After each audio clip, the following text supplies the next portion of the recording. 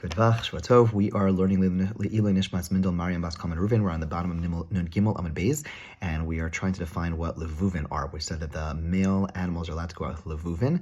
So Rav Nachman Mitzchak Amar Or Shekarshan Lentachas Zachrusan Kadesh Lo Yalo Amekevos. This is a leather that is placed under the genitals of the males in order that they are not going to procreate with the females. Mimai. How do you know that this is what it is? Mitari Seifa.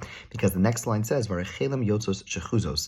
That the Rechelim go out with something called Shechuzos. Ma Shechuzos. What is Shechuzos? She'osna Aliyah Shelahen Lemala Kadesh Yalo Lemizcharim. They are something that they use. It picks up their tail in order to allow the males to actually engage with them. Okay, so basically, Reish Kadesh Lo Yalo Lemikevos. The first statement, the first piece of material, this leather, is that the females are not able to cohabit with them. The Seifa Kadesh Yalo Lemizcharim, and the Seifa, the next line, it is in order to encourage the males to cohabit with them. So the proof that levuvos is this contraption which covers the genitals is because the next line also relates to something which impacts the procreation of the animals. My mashman hay shechuzos listen to Galuyehu. The Gemara asks, how do you know shechuzos means something which uncovers? Pasuk says that a woman is coming to greet him. Shis zona nutras leiv, someone who's uncovered and a harlot. And so this term shechuzos is from the word shis zona, this uncovered harlot. So this idea of something being wide open is something, uncovered is something which is considered which is from where the word shechuzos comes from. Okay. Harchelim yosas kavulos. So the rechelim go out kavulos. My kavulos, what does kavulos mean? Shechamlim aliyah shalahen lemata kadesh lo yalu alein zacharim.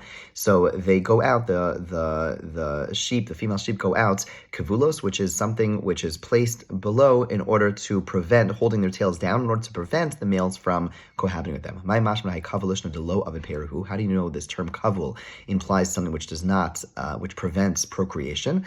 It says maha ara me'ela shenasati li. Okay, so this is a pasuk with Hiram.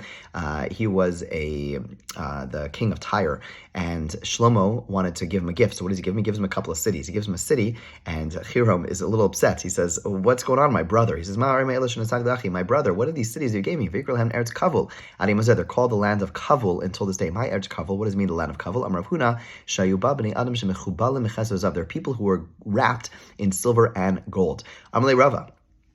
They're surrounded in silver or gold. So that Hiram was unhappy. The pasuk says that he was unhappy with this land. Why is he unhappy if it's a city that has people covered in silver and gold? So the Gemara says that's it's not fit in his eyes because they're surrounded by gold and silver. Since they are so rich, they are like finicky. They don't do any work. They don't do any work. So basically, Hiram was looking for laborers. That was part of the taxes back in the day. The people would actually, at least in some places, would have to work. And these people are so mifunak, they're so finicky, they're not going to get any work done, and therefore the king of Tyre was unhappy. But the point is that the land is called Kavul. It's a place which is lacking in productivity, and therefore you see the word Kavulos is something which prevents procreation, anything that is creative. Okay, Rav Nachman Yitzchak Amar Eretz Chomton Haisa. The word, the land of Kavul was not because of the people, but rather the land itself. It was a salty land, meaning it was a parched land.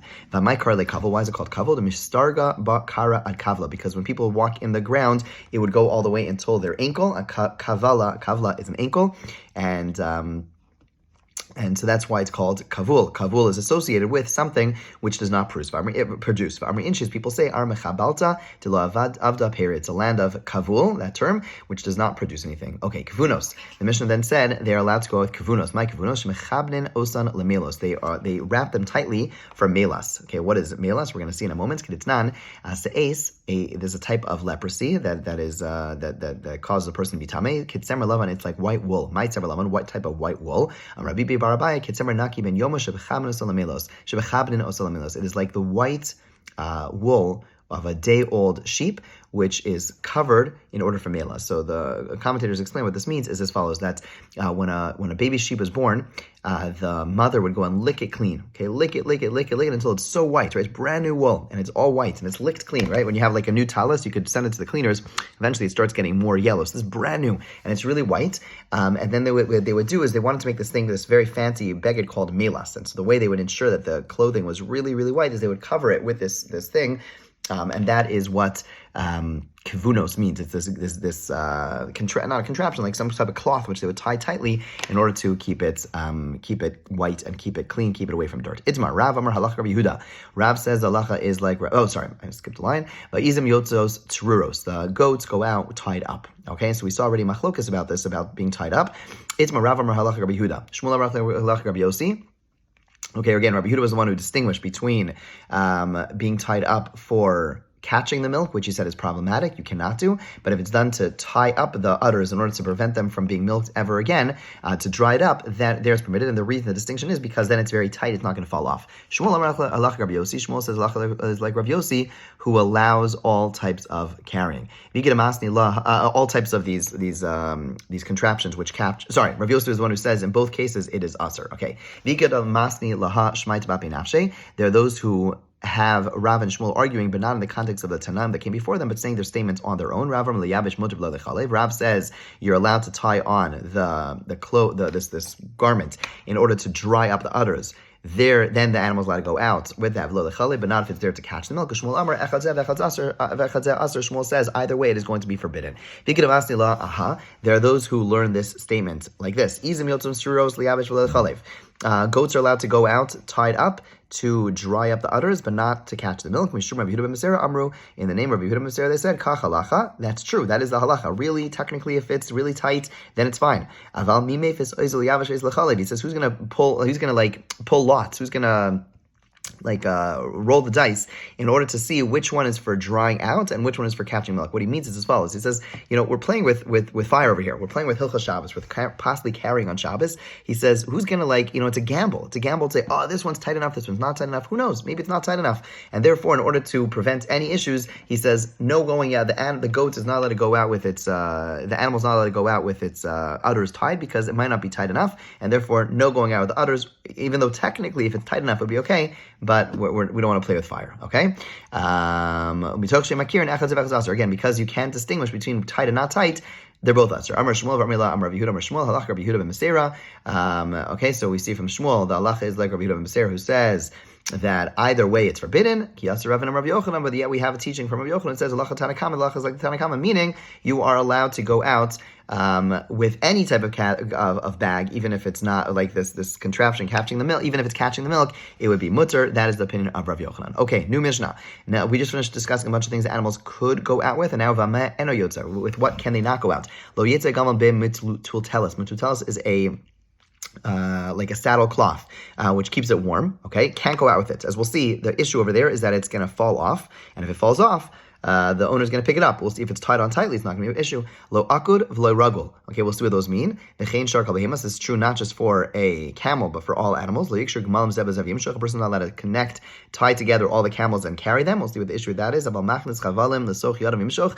But you could put them in your hand, all the ropes in your hand, and you could pull them uvanch lichroch as long as you don't wrap it around your hand. Okay, we're going to unpack all the lines of this Mishnah. Tana lo yitzei gamal mitzultelis ikshur lo biznavo. The Bryce explains that you can't go at the camel with this, camel can't go out with this cloth, saddle cloth on it, that's tied on only to its tail. It is allowed to go out if it's tied on both sides. If it's tied on both sides, it's very firm, it's not going to go anywhere. Okay, very interesting scenario, but you have a case where its placenta is hanging out partially, it didn't fully come out, and it's painful for the animal to push it out all the way. So there you are allowed to tie it to a placenta. Pretty interesting way to tie the thing up, but if you do so, it's okay because the reason you're allowed to do so is because if you do so, the animal's not going to push it off because it's painful for the animal. Okay, now we get to the next line of the Mishnah, lo akud v'lo ragul. It's not allowed to go akud v'lo ragul. The word akud should sound familiar from the word akeda. Amar Rabbi Yehuda akud akedas yad v'regel. It means the tying up of the hand to the feet. One hand, one foot, meaning front forearm to the back, right? To the front legs, one leg of the front to the back, one back leg. Yitzchak ben Avram, just like Yitzchak. What that means is that Yitzchak, when we think of how Yitzchak was on the akeda, on the mizbech there, we just think him lying down, but the word is akeda, tied up, and the way he was tied up was specifically his arm was tied with his leg, okay, and therefore what that does, it pulls back on the neck, allows the neck to be easily slaughtered, and that's why he was tied up that way, right? There's not too many pictures I've ever seen that are depicted that way, but that's how the Gemara learns what the akeda looked like, okay?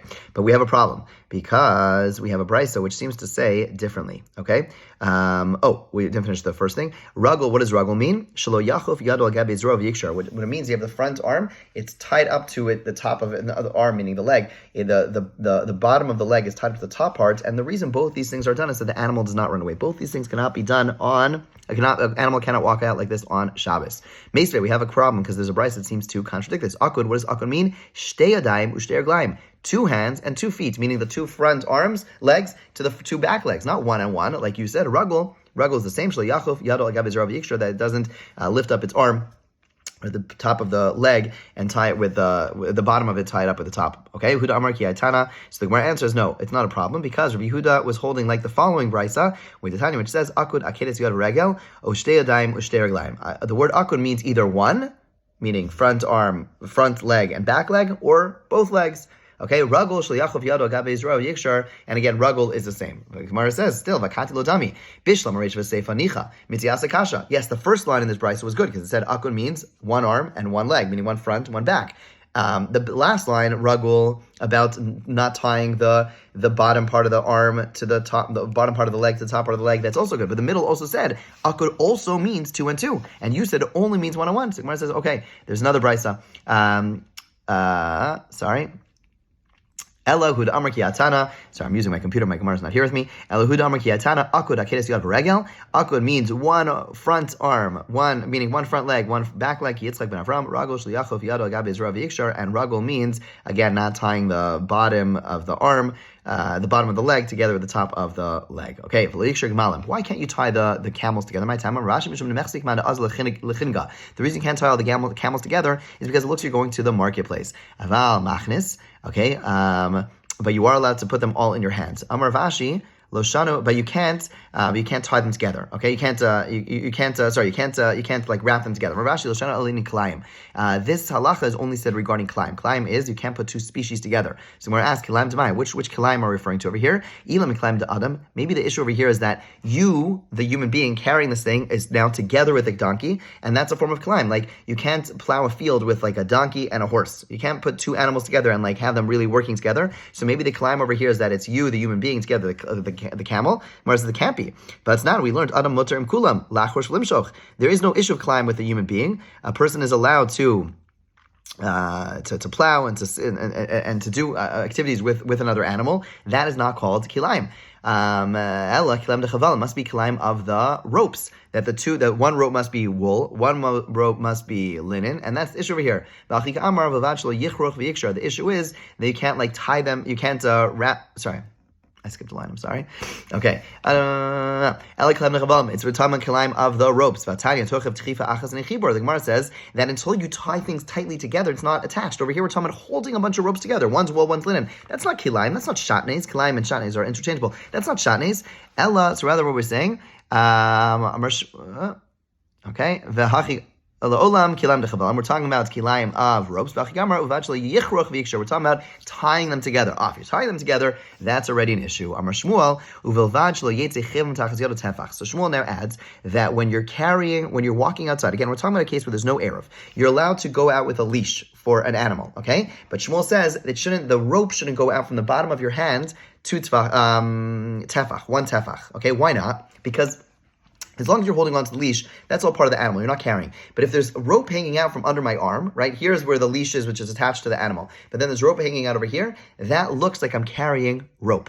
And I can't carry rope, and therefore you're not allowed to do that. To ask the Gemara about Tanan Shmuel Tzvachayim, we learned in Shmuel's base medrash, they quoted from Shmuel's base medrash that it's 2 tzvachim that can't be carried. 1 tefach is fine. Rabbi Hashdam or Shmuel tefach, but Tanan Shmuel Tzvachayim. Yeah, Shmuel. Now that we see that one place it says 1 tefach, and the base medrash learned 2 tzvachim, Shmuel lach l'maisa and Shmuel is coming to tell you practically you should only allow for 1 tefach to go out, but really technically you have up to 2 tzvachim. In other words, really the halacha is 2 tzvachim, then it looks like you're carrying. 1 tefach is fine. The problem is that people, you tell them 1 tefach, they want more. They're going to do more, and they're not going to do exactly what they need to do. And if you tell them 2 tefachim, they're going to do more than 2 tefachim, and therefore Shmuel says practically tell people 1 tefach, but really, wink wink, they have a little bit of a leeway. Okay, Vatanya, we have a brayso that says Vavachli yagbiyim and a karka tefach. It says it has to be lifted up from the ground 1 tefach. Kitanya hi bechavla deveni veni. That's some of the rope between me, the owner, and the animal. There, you have to make sure the rope doesn't go to the ground. It shouldn't be sagging. Okay, so here's 2 very important practical halachas when it comes to